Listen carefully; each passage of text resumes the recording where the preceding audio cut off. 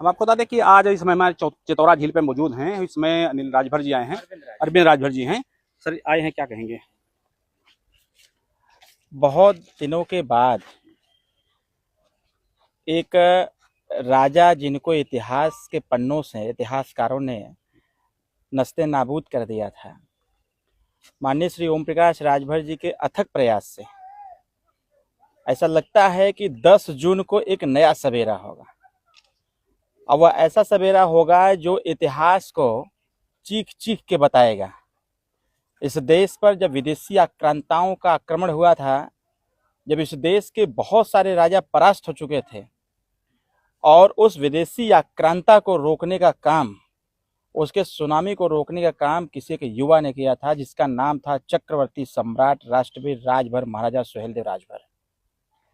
यहाँ आने के बाद अपने आप में एक गौरव महसूस हो रहा है कि इस देश की आन बान सम्मान, इस देश की रक्षा के लिए, इस मातृभूमि की रक्षा के लिए एक ऐसे वीर पराक्रमी राजा ने जो अपना एक बहुत बड़ा योगदान दिया इस देश की रक्षा में। दुर्भाग्य है कि देश की राजनीति करने वाली पार्टियां ऐसे महान व्यक्तित्व वाले, ऐसे महान पराक्रमी राजा को इतिहास के पन्ने से ही गायब कर दिए थे। हमारी सरकार, एनडीए सरकार, हम सबके नेता माननीय ओम प्रकाश राजभर जी और उत्तर प्रदेश सरकार के यशस्वी माननीय मुख्यमंत्री जी 10 जून को इस इतिहास के पन्ने में एक अध्याय जोड़ने का काम करेंगे। और स्वाभाविक तौर पर है, यहाँ जिससे भी आप पूछेंगे तो यही कहेगा कि यहाँ देखने के बाद सीना चौड़ा हो गया कि कम से कम कोई एक ऐसा शख्स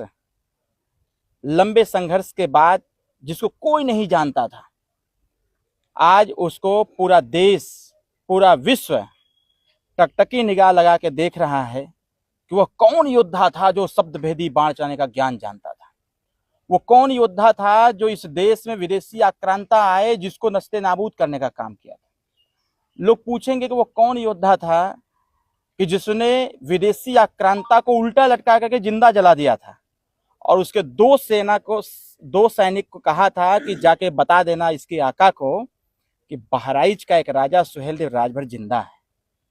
और जब तक ये जीवित रहेगा देश पर कब्जा नहीं करने दिया जाएगा।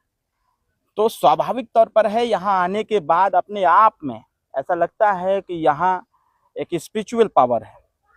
एक ऐसी शक्ति है जो देश के प्रति समर्पण की भावना जागृत करती है।